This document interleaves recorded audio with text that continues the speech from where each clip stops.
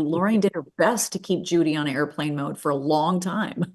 And now the kid's got spiritual Wi-Fi and it's like, and she wants to, right? She wants that signal. She wants to get Mhm. at that signal. Going, And keep it's going. very, This Wi-Fi metaphor. It's great. yeah, it's a good Yeah. one. I mean, She's 5G. She was LTE. Now she's 5G. She's got 4 bars.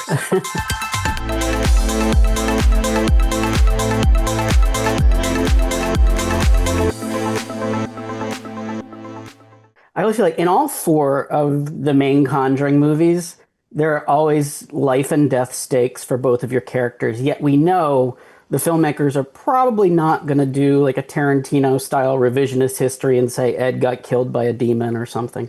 We know the Warrens survived all these cases. Lorraine was even at the first junket with you, Vera. Given that, how do you pull off the magic trick of investing the audience in your fate within these stories? It's a good question. very Yeah. I mean, they both went on.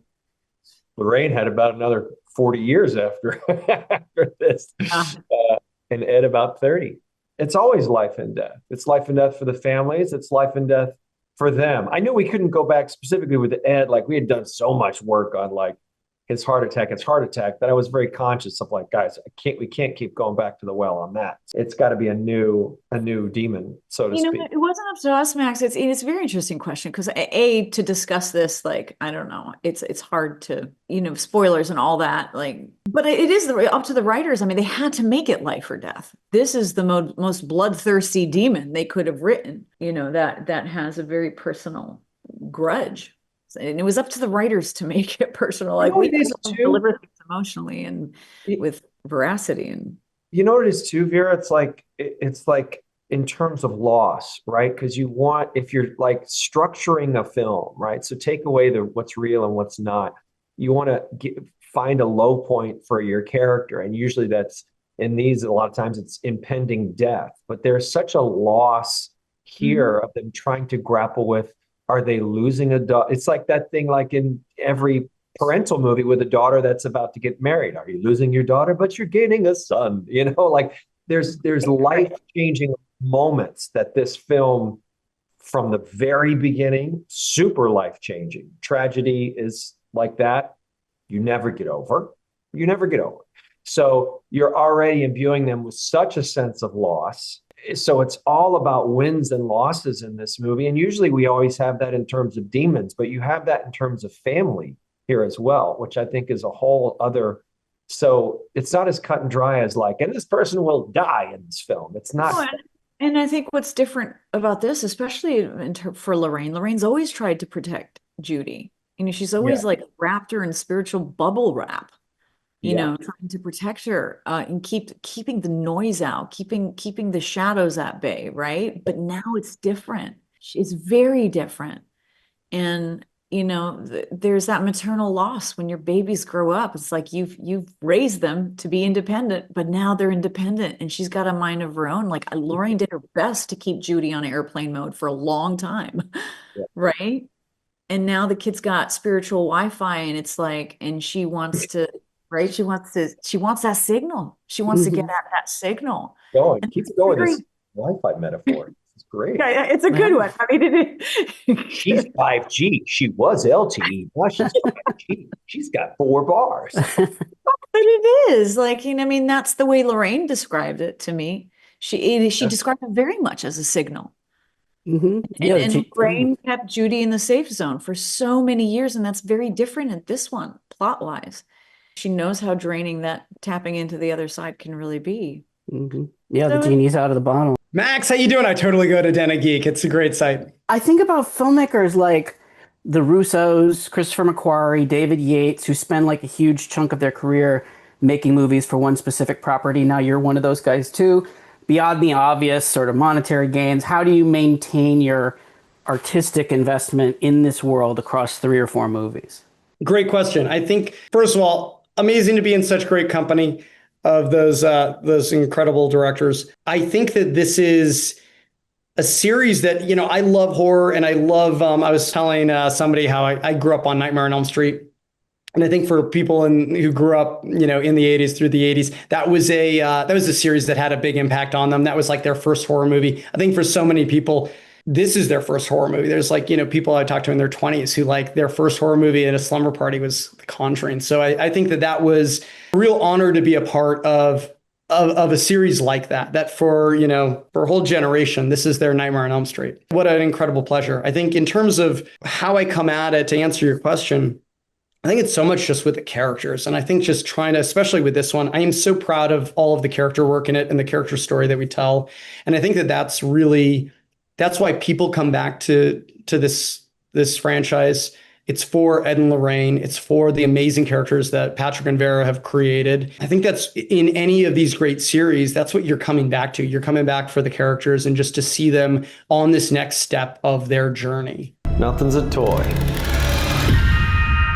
Not even the toys. There he is, the real star of the movie for 5 seconds. 5 seconds. Hey, Max. Good to talk to you. Good to talk to you too. Given that this is supposedly the last Conjuring film, are there other Warren cases you wish you'd had time to adapt? I know years ago Lorraine told me about her trip to Japan, which she thought would have made a good movie, and I know there's lots more. Yeah, I mean, honestly, I think the hardest thing about making these Conjuring, the mothership Conjuring films, is basically deciding which particular case to base the movie around, and it's not one that we take lightly, obviously, because we have to look into all different kind of factors, and one of the big factors we look into is if that particular case, if it's kind of like well known enough, and B, if it kind of ties in with the emotional story of what we want to tell with the Warrens dynamic. And so we have to find things that kind of sync up, right? Because it's really about two families in the Conjuring franchise.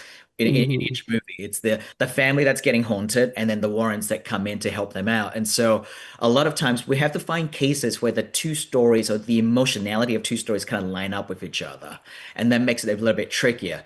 Now, in terms of one particular case that I would love to have done is the werewolf one that was in Ireland, the big black scary dog one, which we touch on a little bit in Annabelle Comes Home, with a werewolf, but I think that would have been a really cool one. First question for Mia. As a character, Judy has been obviously an integral part of these movies all the way down the line. But the real Judy was much less public facing than her parents were. A little more these days, I guess. But do you, Mia, feel an extra pressure in the nuances of how you portray a more non-famous person? That's a really interesting question. Well, I mean, obviously the franchise Judy, as we will see, is a little bit different to the real Judy. But, there's pieces from it that you take from every avenue, previous performances, your own instincts. And of course, I got the pleasure to meet the actual Judy Warren, and she gave me such interesting pieces about her life growing up as a Warren. And putting that into the character, that sort of manifests in a way of, I'm very bottled in it. Judy's very guarded. She's quiet. She's keeping it to herself. She's trying to hold it together, but it's just like a loose, unraveling rope. I just sort of used what Judy gave me in the way of, she has a mantra that is, don't look it in the eyes, don't give it recognition. That's how she approached Annabelle. And it was a mantra that I used on set. And it kept me grounded because I am a very energetic person. And yeah, I think you've got to we're sort of playing on between what the real life Judy has done in her life and what Judy has done in this film, and there's a way to balance it, and I hope I did that. You already mentioned one classic, the Nightmare on Elm Street. Obviously, whenever we're talking about a family in peril from spirits, our minds go back to Poltergeist. What impact did that movie have on you when you first saw it? That was huge. You know what's so funny, actually? I actually think I saw Poltergeist after because I saw them all on VHS. I saw Nightmare on Elm Street 3, Dream Warriors, before I even saw Poltergeist. That's how messed up the order was. And I probably, Poltergeist is such a better introduction for a kid into horror movies.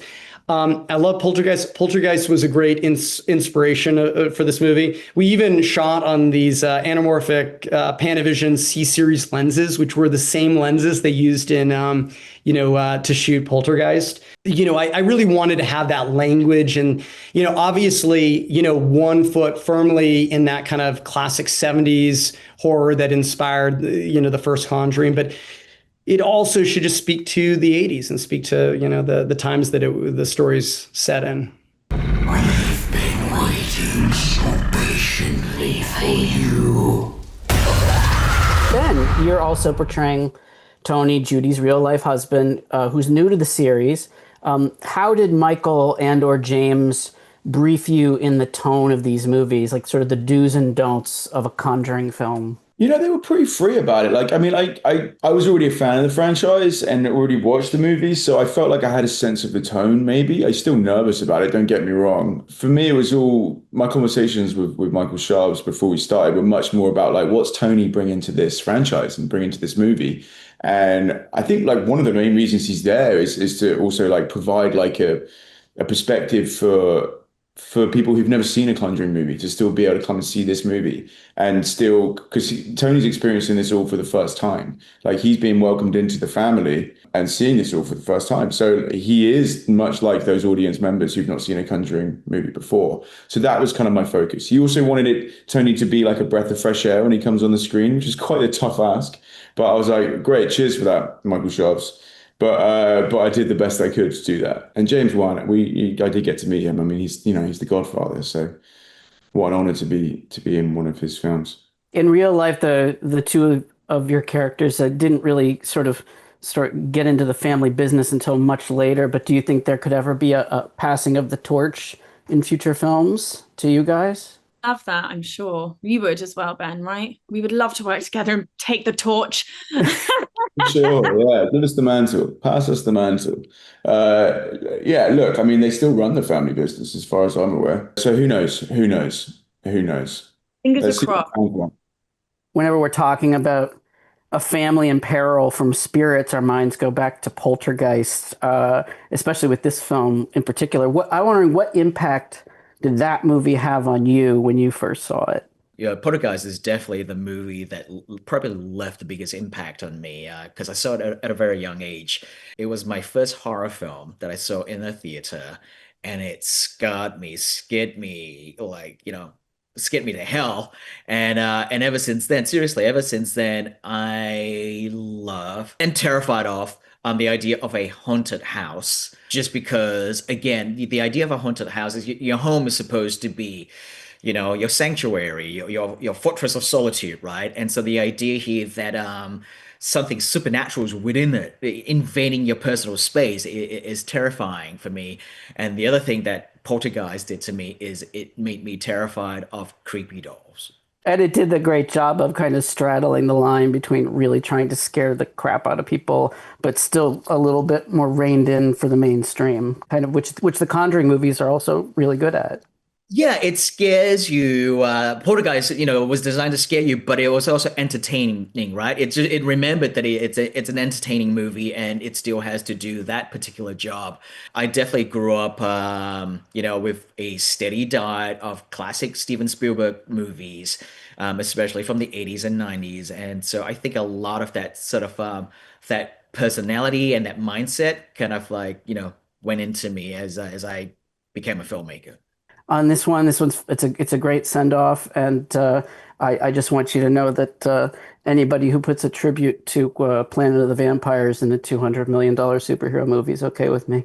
You get me? You're like one of two people that got that reference. It was just for us. It was just for us.